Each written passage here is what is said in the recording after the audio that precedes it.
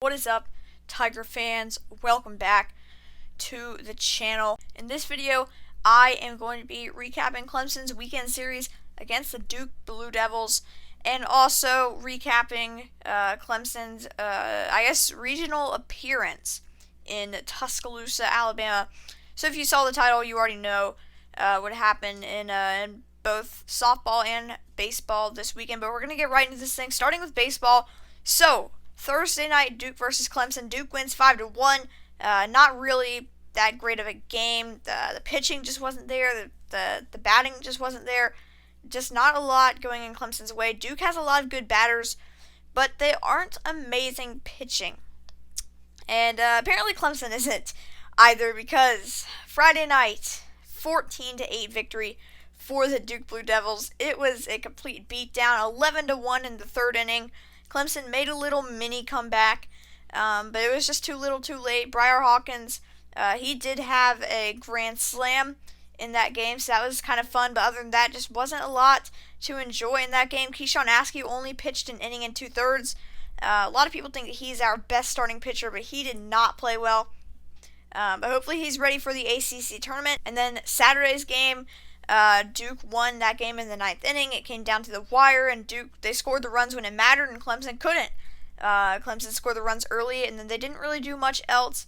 So that's pretty much all there is to the series. It was a pretty boring series, at least for Clemson fans. For Duke fans, it was a bunch of fun.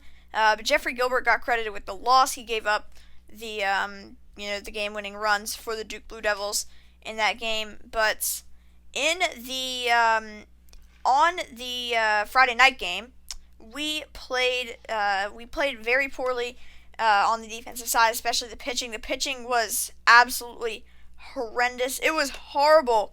Our pitchers, they just could not get going. They couldn't get in their groove.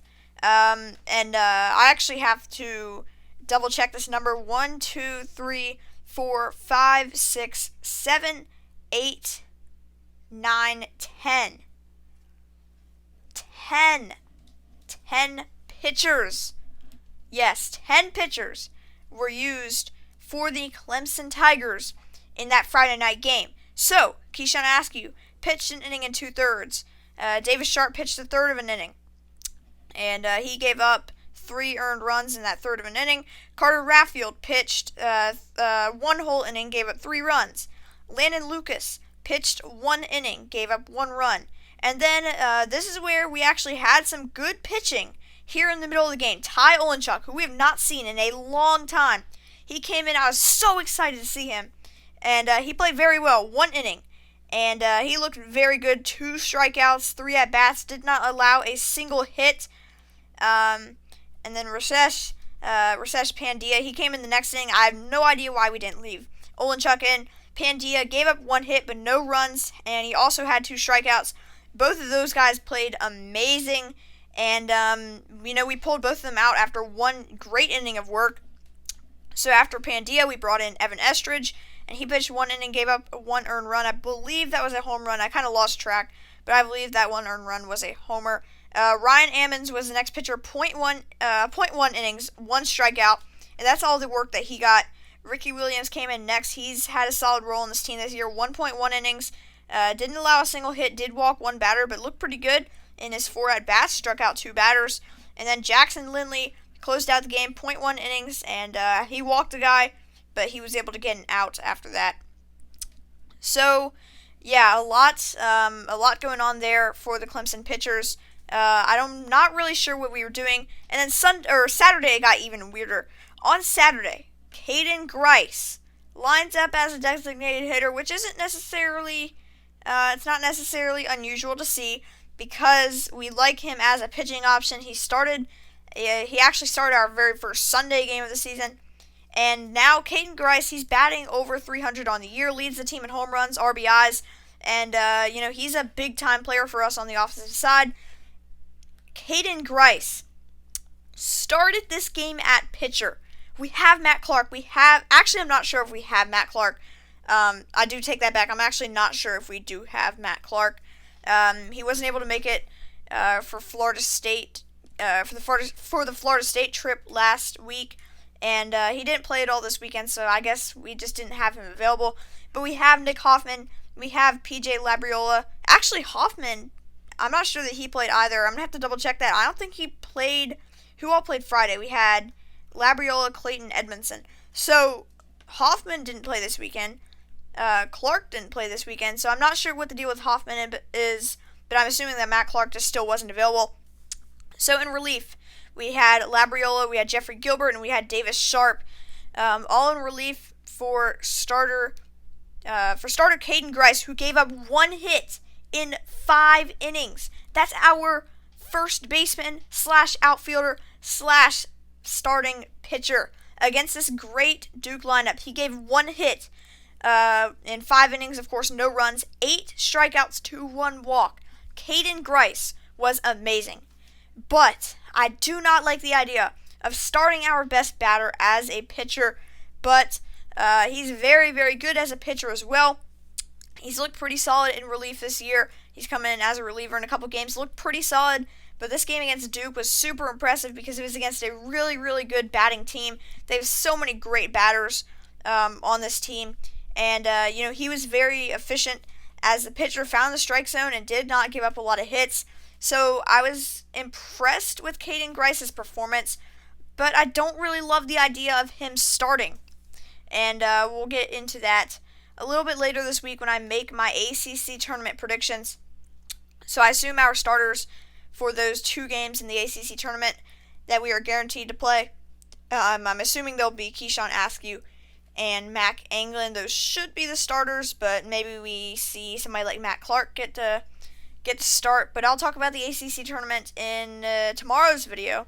Tomorrow I'll have an ACC tournament preview and prediction, so we'll go through the entire bracket, predict all that stuff, and of course Clemson's in there as well. Only 12 teams make the ACC tournament. We are the 11th seed. But that's pretty much all I have for the baseball portion of this video. Now on to softball. So the Tigers softball season ends in Tuscaloosa Regional. So personally, of course, you could argue maybe a little bit of bias involved in this, but we were like a top 10, borderline top 10 team for the majority of this year. And we lose to Duke. I believe the score was 1-0 in the ACC championship. And, we're still up there, but we don't get to host a regional in the NCAA softball tournament heading into, of course, the Women's College World Series. We don't get to host a regional. We have to go down to Tuscaloosa in number 3 ranked Alabama's regional. And this, I thought, was just kind of unfair to the Tigers, a team that has worked so hard and gotten all the way up there, weren't even ranked in the preseason, and they've played so well this year, having to go down to Tuscaloosa, which has one of the best fan bases in all of college softball, and having to go play there against 3 other teams from Alabama. Of course, the Alabama Crimson Tide, the host, Alabama State, and Troy all down there as well.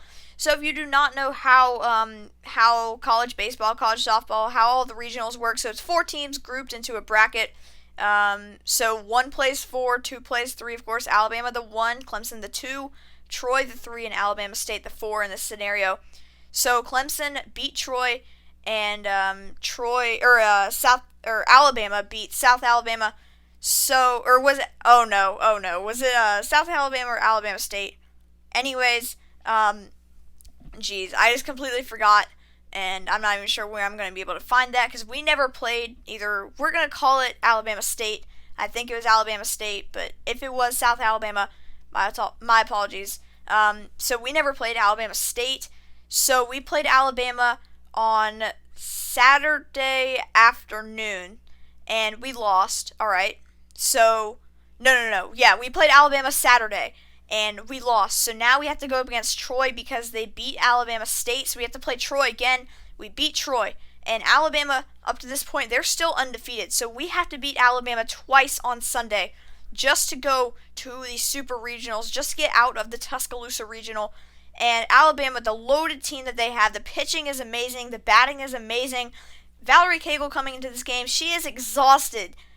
She has pitched so much recently for the Tigers, and she did an amazing job just fighting in this game, but she gave up 5 runs, and Alabama, a 5-0 shutout win against the Clemson Tigers, and they will be heading to the Super Regionals. So once again, personally, I thought we should have been able to host. I thought that we had done a good enough job this season and been one of those top teams in the country to the point where we would have gotten to host a regional, but apparently not. So Alabama, they beat us 6-0 on Saturday and then 5-0 on Sunday. So if we had beat Alabama in that Sunday game, we would have had to play them once again, and we would have had to win to advance to the regional. So we're just at a big disadvantage there, not being at home, having to travel down to Tuscaloosa with that awesome fan base. But I have a lot of respect for Alabama. They have an amazing team, amazing fan base, and they're one of the best teams in the country, ranked number 3, and they're definitely well deserving. The pitching is amazing, and they're able to score a lot of runs as well. So Clemson's season is over, but 44-8 record. John Rittman's second season with the program, I'd say a huge success. This program headed in the right direction. We're able to recruit, and we have all these great players there right now. Of course, Valerie Cagle, the star, batting around 400 this year with under, I believe, a 1.5 ERA. I believe it's still under there. She is a contender for National Player of the Year, and hopefully she wins it. She won ACC Player of the Year. I don't know if she's going to win National Player of the Year, but it's going to be very close. She's just so explosive on offense, as well as, of course, her amazing arm in the circle as a pitcher. She really is amazing, and she's worked her way up to be considered one of the top 5 players in the country. So hopefully she does win National Player of the Year, but personally, I'm not really expecting it. Anyways, that's all I've got for this video, so be sure to leave a like if you enjoyed, and let me know in the comments what you thought about Clemson being swept by the Duke Blue Devils and Clemson's softball season coming to an end in the Tuscaloosa regional. Alabama, we just didn't stand a chance against them. And Valerie Cagle, our star player, she was exhausted. But the Bats, they haven't really been doing much ever since we dropped 19 on Syracuse. The Bats for the Tigers just have not been there. So that's all I've got. So once again, be sure to leave a like, let me know in the comments, subscribe to the channel if you're not already, and go subscribe to my live streaming channel and my main channel. If you are not already subscribed to either of those, they will each be linked in the description, as they always are. And I'll see you guys next time. Go Tigers.